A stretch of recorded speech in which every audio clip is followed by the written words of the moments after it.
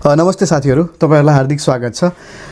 मेरो नाम युवराज लामिछाने। म रोमानियामा लामो समयदेखि बसोबास गर्दै आइरहेको छु र यही काम गर्दैछु। अनि सँगसँगै मैले चाहिँ युट्युबमा चाहिँ केही इन्फर्मेटिभ भिडियोहरू पनि हाल्ने गर्छु, कहिलेकाहीँ राख्ने गर्छु र केही साथीहरूले त्यसलाई मन पनि पराइदिनुहुन्छ। तिनी मन पराउने मध्येका केही साथीहरूले चाहिँ विभिन्न टपिक्सहरूमा भिडियो बनाइदिनु भनेर अनुरोध गर्नुहुन्छ अनि मैले चाहिँ त्यही अनुसार कहिलेकाहीँ आफ्नो फुर्सद हुँदाखेरि त्यो भिडियोहरू पनि अपलोड गर्ने गरेको छु। ओके, आज भने धेरैजना रोमानियामा बस्नुभएका नेपाली दाजुभाइ दिदीबहिनीहरूले परिवारलाई कसैले रोमानिया ल्याउन सकिन्छ हैन, फ्यामिली रियुनिफिकेसन भिजाको लागि के डकुमेन्टहरू आवश्यक चाहिन्छ हैन, अनि त्यसपछि कति टाइम लाग्छ यसको लागि हैन, त्यसपछि यावत विषयमा मलाई धेरैजना साथीहरूले कमेन्ट बक्समा इनबक्समा धेरै माध्यमबाट प्रश्नहरू सोध्नु भएको थियो। तिनै प्रश्नहरूलाई सम्बोधन गर्नका लागि मैले एउटा भिडियो बनाएको छु। भिडियो अलिकति लामो हुनेछ, तपाईँले अन्तिमसम्म हेर्नु होला र रोमानियासँग सम्बन्धित भिडियोहरू अथवा जानकारीहरू प्राप्त गर्नका लागि यो युट्युब च्यानललाई चाहिँ सब्स्क्राइब गर्न पनि नभुल्नु होला। आउनुहोस् भिडियोलाई सुरु गरौँ।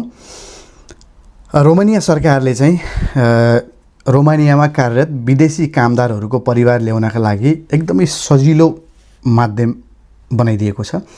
यहाँ परिवार ल्याउन एकदमै सजिलो हो, तर त्यसका लागि हामीले केही डकुमेन्टहरू बनाउनु पर्ने हुन्छ है। डकुमेन्टहरू भन्नाले नाता प्रमाणित गर्ने कागजहरू हामीले चाहिँ तयार गर्नुपर्ने हुन्छ।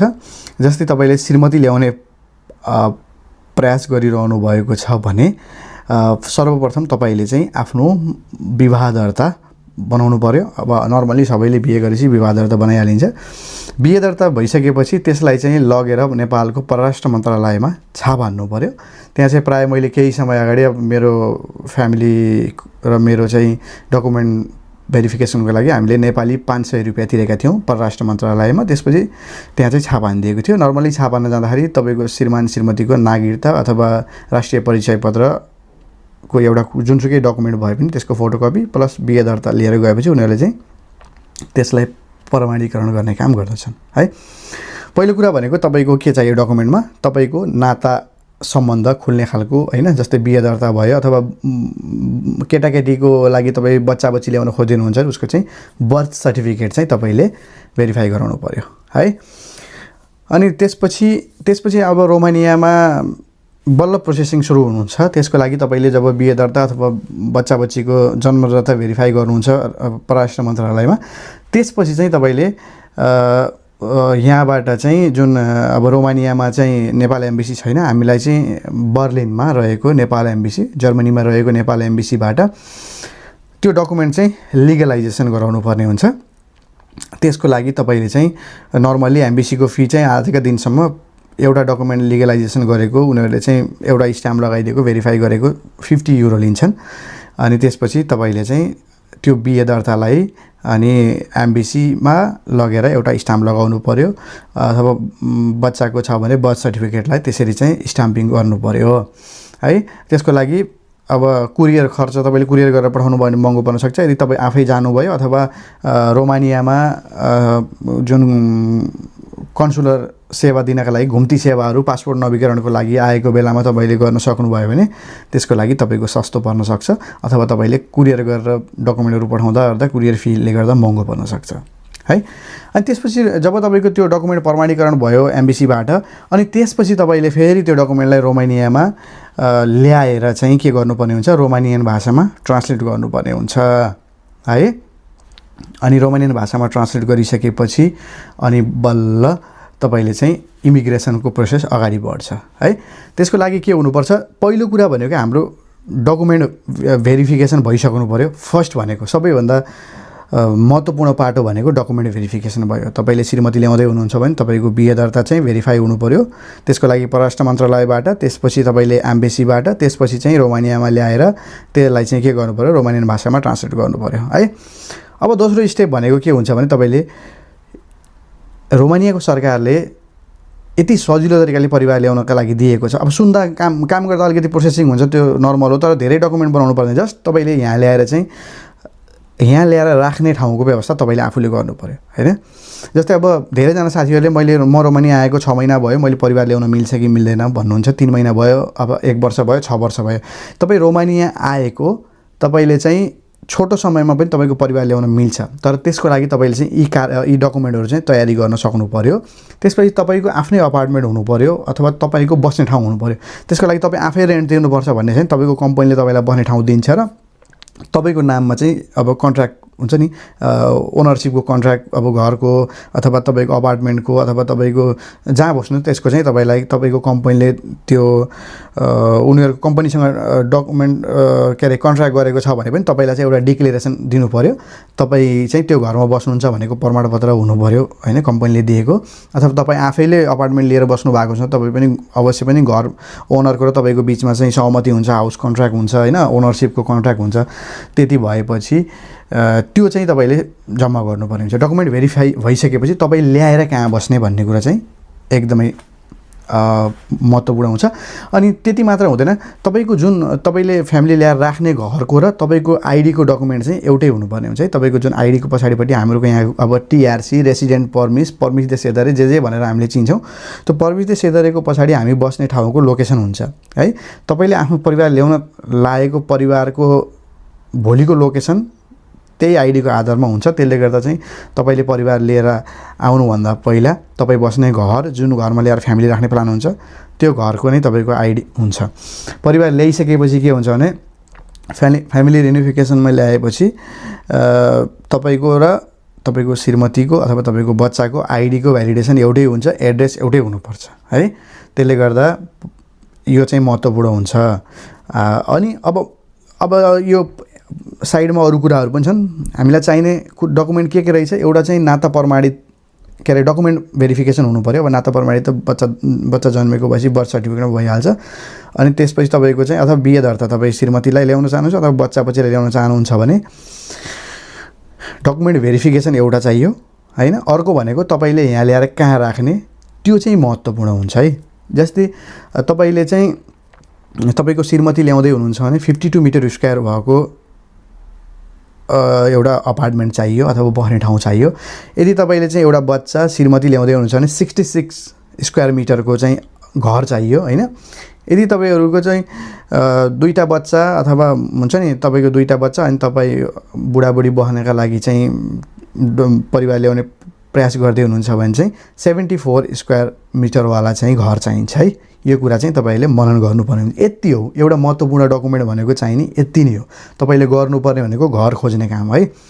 अनि त्यसपछि इमिग्रेसनमा एप्लाई हुन्छ। यो सम्पूर्ण प्रक्रियाहरू पुरा भइसकेपछि अनि तपाईँहरू इमिग्रेसनमा एप्लाई गरिन्छ। त्यसपछि यदि तपाईँलाई चाहिँ इमिग्रेसनसँग सम्बन्धित कामहरूको लागि जुन इमिग्रेसनको पोर्टल छ त्यसबाट तपाईँ आफै पनि एप्लाई गर्न सक्नुहुन्छ। यदि तपाईँलाई आउँदैन भने तपाईँको कम्पनीलाई तपाईँले रिक्वेस्ट गरेर तपाईँको कम्पनीको लयरको थ्रुबाट पनि तपाईँ गर्न सक्नुभयो।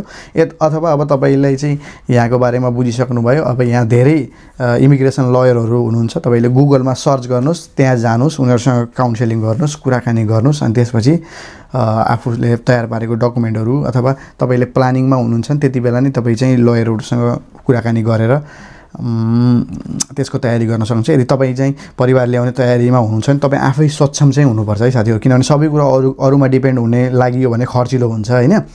तपाईँ हरेक कुरामा चाहिँ पैसै तिर्न थालियो भने अलिकति खर्चिलो हुन्छ। त्यसले गर्दा तपाईँ मेन्टल्ली तपाईँ परिवार ल्याउने प्रिपेयर गर्दै हुनुहुन्छ भने तपाईँले डकुमेन्टेसनको बारेमा चाहिँ बुझिराख्नुहोस्। अब तपाईँ 6 महिना पछाडि 1 वर्ष पछाडि फ्यामिली ल्याउने प्लानमा हुन्छ भने तपाईँ आजैदेखि चाहिँ डकुमेन्टहरू बनाउन लाग्नुहोस्। अनि त्यसपछि इमिग्रेसनमा डकुमेन्टहरू सबमिट हुन्छ। अनि इमिग्रेसनले जब एप्रुभ गरिदिन्छ तपाईँलाई एउटा यो स्याम्पल मैले स्क्रिनमा राखिदिन्छु, यस्तो खालको एउटा पेपर दिन्छ जुन एप्रुभ भएको, जुन तपाईँ चाहिँ अब तपाईँलाई चाहिँ यहाँको इमिग्रेसनले तपाईँलाई परिवार ल्याउने जुन के हुन्छ नि एक्सेस दिन्छ त्यो पेपर हो। यो पेपर लिएर गएपछि फेरि हामीले चाहिँ अनि आफूलाई पाइपर्ने एम्बेसी, जस्तै हामी प्रायः नेपालबाटै फ्यामिली ल्याउँछौँ भने इन्डियन एम्बेसीमा डेट बुक गरेर अनि मजाले परिवार चाहिँ ल्याउन पाइयो। एम्बेसी जानुपर्ने हुन्छ, उहाँले सामान्य अन्तर्वार्ता जस्तो पनि हुन्छ, त्यो डजन्ट म्याटर अन्तर्वार्तामा फेल हुने चान्स हुँदैन पारिवारिक भिसामा आउँदाखेरि, जसरी पनि तपाईँ यहाँ भइसकेपछि। अनि त्यसको लागि तपाईँको परिवार एकै ठाउँमा बस्ने सपना चाहिँ अवश्य पनि पुरा हुन्छ है। धेरै झन्झटिलो छैन, तर एउटा के छ भने हामी घर खोज्न पनि आफूले पर्यो अनि आफ्नो डकुमेन्टहरू भेरिफिकेसनको काम गर्नु पर्यो।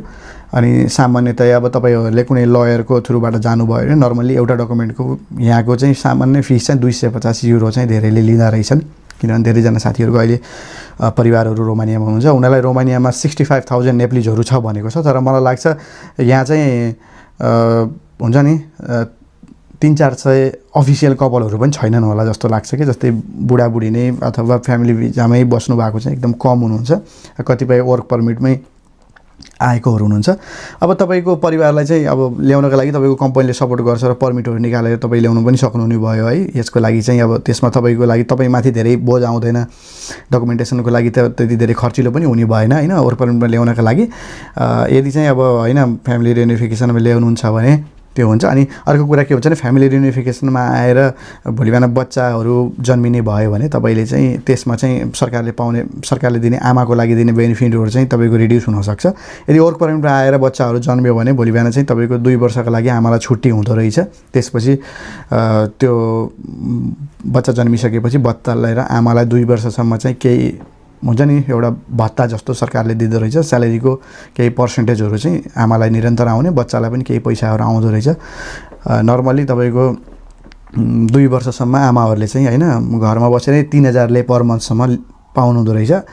बेसिक पनि अब अलिकति हाई पहिला जुन काम गर्ने बेलामा चाहिँ आमाको चाहिँ स्यालेरी राम्रो थियो कन्ट्र्याक्ट पेपरमा भने चाहिँ त्यसको चाहिँ लगभग 85% स्यालेरी चाहिँ नेट स्यालेरीको 85% स्यालेरी चाहिँ दिँदो रहेछ है। अनि त्यसले गर्दा तपाईँहरूलाई चाहिँ धेरै सहज हुनसक्छ यहाँ परिवार भोलि बिहान ग्रो गर्नका लागि पनि होइन। अब बाहिर हिँडिसकेपछि उही कमाउने ऋण मात्र तिर्ने मात्र त्यस्तो खालको मेन्टालिटी राख्नु पनि हुँदैन होइन। अब अलिकति के छ भने अब सुरुका दिनहरूमा रोमानियामा गाह्रो भए पनि तपाईँहरू बस्दै गएपछि यहाँको सहज पनि छ बसाइ होइन, सुरक्षित छ। अब हुन्छ दुःख नगरी सुख त कहीँ पनि हुँदैन होइन। अनि त्यसपछि अब भोलि बिहान परिवार भइसकेपछि बच्चा हुर्काउनलाई पनि यहाँ 2 वर्षको लागि सहुलियत बिदा दिँदो रहेछ। आमाले काम गर्दै गरेको भए पनि अब 2 वर्षको लागि छुट्टी हुन्छ। त्यसको लागि मैले पहिलाको भिडियोहरूमा पनि भनेको थिएँ है। तपाईँहरूले डकुमेन्टेसन गरिसकेपछि फ्यामिली ल्याउनका लागि कुनै कन्फ्युजन भयो, अरू केही हेल्प चाहियो भने कमेन्ट बक्समा लेख्नु होला अथवा मलाई चाहिँ मेन्सन गरेर तपाईँले कमेन्टमा चाहिँ लेख्नु होला।